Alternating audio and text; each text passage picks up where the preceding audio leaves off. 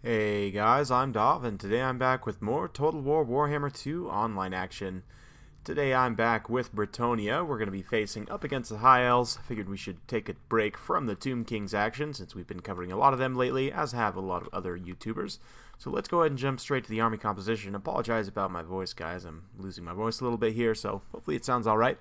Well, we've got King Luin Leoncoeur on Beaky here. Of course, he's got the Blessing of the Lady here for that 20% physical resistance. He's also got, of course, regeneration. The Lion Shield gives him missile resistance and magic resistance. And the Sword of Couronne, which is minus 27 melee defense, minus 30 armor in an area of effect around him. A very, very useful item. For magic support, we've got hidden somewhere. Oh, here she is. We've got a Damsel Lore of Life. So she's got, let's see, Earthblood and Regrowth just for the pure healer kit. We've got a Grail Relic backed up by a single Men-at-Arms with Polearm. We've got 4 Spearmen-at-Arms with shields, 2 on this flank, 2 on this flank, with 4 Peasant Mob meat shields out in front. We've got 2 Blessed Field Trebuchets split way out wide, one here and one on the other side. Each is backed up by a Grail Knight. We've also got an additional Grail Knight here in the sweeper position in the center, and that'll do it for my build. For my opponent's build, he does not have a caster. I guess he decided to just cheap out and bring more troops.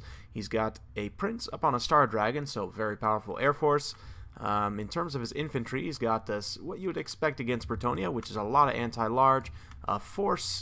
Let's see, 5 spearmen with 2 Phoenix Guard. In addition, he's also got 2 Dragon Princes out on the far side.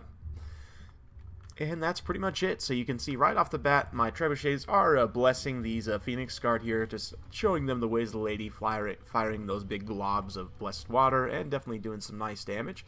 So maybe we'll get to see some fire in some shots. And you know, with the buffs to Bretonnia, they said they buffed the accuracy of the trebuchets, and I have noticed they seem to be a little bit more accurate here. Let's see, one shot making solid contact here and doing a lot of damage.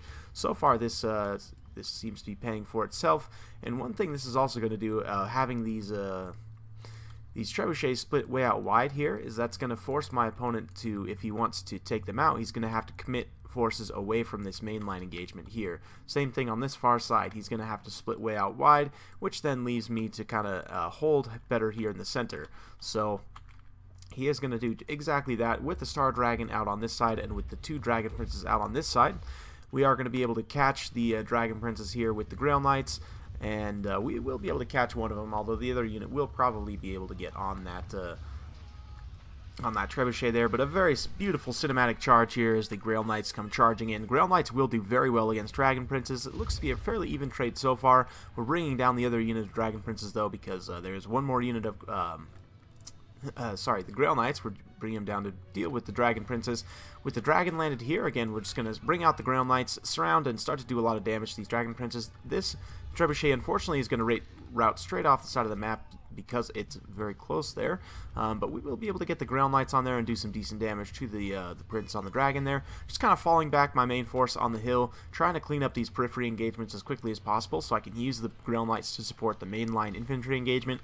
Obviously, you know, Bretonnian Spearmen aren't going to be the best. You know, they do have 38 melee defense. They did get a bit cheaper, at least the shielded variant. And one advantage I do have is the High Elves are going to be struggling uphill here. So it does give me a little bit of bonuses in terms of my combat. It will make it so that these spearmen kill my peasant mobs and my peasant spearmen eat that much slower. You can see we brought down Luin Leoncoeur for a quick rear charge into these Phoenix Guard here.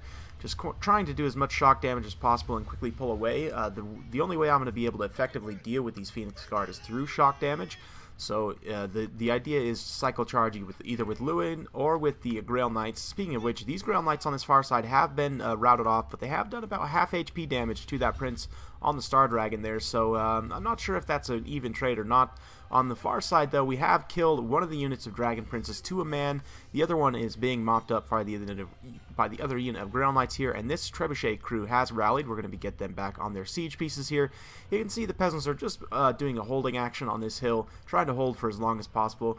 We do have Luan Leoncoeur challenging this dragon up in the air. This is a bit of a dangerous gambit because obviously the dragon has incredible combat stats and super heavy 580 armor piercing, just crazy weapon strength. So Luan will definitely take some damage here. It's going to be a bit of a risky play, but I need to hold this dragon and do as much damage as possible while we try and clean up the infantry fight here. We brought the Grail Knights in. I'm not sure where they got off to. I was going to bring them in on a rear charge on these Phoenix Guard here, but you can see my opponent's forces pushing uphill. Oh, here they are. Must have landed in the center here on these spearmen. And yeah, the High Elves are going to struggle uphill. You know, High Elf spearmen aren't a very effective killing unit. They just don't kill that quickly. So it's going to be rough. You can see Luan fleeing away from the dragon, narrowly dodging that Dragon Breath there. It is worth noting that the Star Dragon Breath is a lot less effective against large single model entities. It's much better against large groups of infantry and cavalry, so one thing to note about that. Now we're going to be bringing this other unit of Grail Knights here around for a rear charge. You can see the Trebuchet is back online. You're going to be spreading the blessings over to the Phoenix Guard here.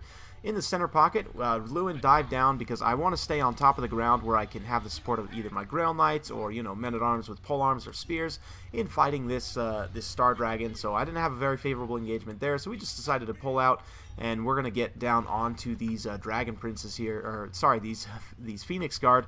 And although this might seem like a little bit risky engagement, we're going to bring in the Grail Knights and cast some healing spells in here as well. We've got the Earth Blood as well as Regrowth, giving Luan that physical resistance and that heavy-duty healing. On top of the self-healing he already has, this is going to allow him to stand in this pocket, fight against these anti-large and armor-piercing troops, and do very well for himself. So you can see, though, we're holding very well on the hill. The peasants are honestly trading very cost-effectively with the spearmen. You can see they're just getting worn down through sheer numbers and attrition, which is exactly my plan. Obviously, the rear charges from the Grail Knights are helping quite a bit in certain situations, but this right here, for example, you can see how slowly these High Elves are killing these Bretonnian peasants. They're just really taking a while to slog through the uphill battle here, so the peasants doing a very effective job at just bogging down the elite High Elf troops.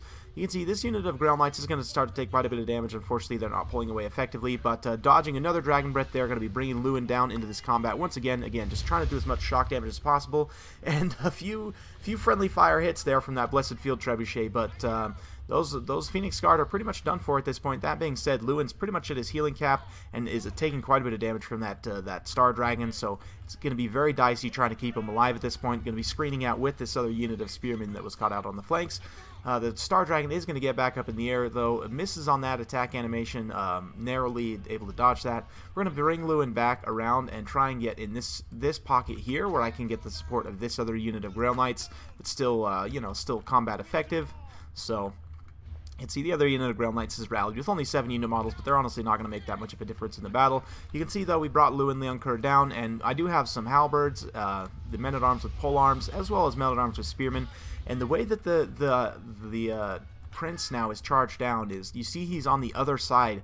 The High Elf Spearmen are on this side, and I have lots of peasant troops on the other side of the line, so I'm going to be able to just collapse with my peasant support and just swarm onto this Dragon Prince here. Whoops, did not mean to hit fast forward. So yeah, and the Grail Knights as well, who are standing in that pocket, also going to be coming through. You can see the peasants soaking in behind the dragon. We should be able to finish him off. It's an incredibly tight battle right now. Luan only down to 218 hit points, but we do fell the Star Dragon, and with that, the balance of power shifts very heavily in my favor. The leadership of the Azur, although is very good, will not be able to hold up, you know, to the terror of Luan, although he only has 218 hit points, so probably not going to be bringing him down into combat. You can see we did get a bit of a chain route here in the center, several units of spearmen routing off. Going to be bringing around the Grail Knights to do one charge on these Dragon Princes, trying to get that magic damage and that shock damage just to rout them off the battlefield. And you can see the leadership, a lot of the High Elf forces is wavering at this point. Going to be looking at an army losses situation, so yeah, very well played to my opponent. I hope you guys enjoyed watching that battle. It's a little bit of a risk bringing Luan Leoncoeur on Beaky against the High Elves because of the lore of high magic. Obviously, Tempest can be a big danger to him. But I felt pretty confident in that Tempest no longer completely immobilizes you, and as well, the Lion's Shield gives that magic resistance. So I thought that, you know, if he did bring Tempest, that I could potentially ward off some of that damage there, and between the self-healing and the magic resistance and everything, that we'd be okay. Thankfully for me, my opponent didn't bring Lore of High Magic. Could have been potentially problematic, but in the end, the Grail Knights definitely pulling their weight here. You can see no kills on this one. This is the one that was matched up on the Dragon Prince early on, and did get an XP Chevron, though, from the damage that they did to him, which is very effective. 60 kills and 2 Chevrons on this guy, but this Grail Knight, 149 kills, a Silver XP Chevron. Considering the low model count of my opponent's army, 149 kills, you can easily see how they got that Silver XP Chevron. And these two Trebuchets, 37 and 33, all those kills coming primarily on Phoenix Guards, so I'm not 100% sure if that's cost effective. I mean, it's still less than half of the unit, but you know, they're definitely better. They're more useful, and they are more accurate, I would say, as well. Men-at-Arms with polearms really weren't challenged too much. They were kind of the anchor unit in the back, but the Men-at-Arms with spears also doing very well, holding off those the High Elf Spearmen and just kind of grinding them down through attrition there. So, very well played to my opponent. I hope you guys enjoyed watching. If you like this kind of content, like and subscribe. I'm keeping it coming with more Total War Warhammer 2 content every single day, so stay tuned for more, and we'll see you next time.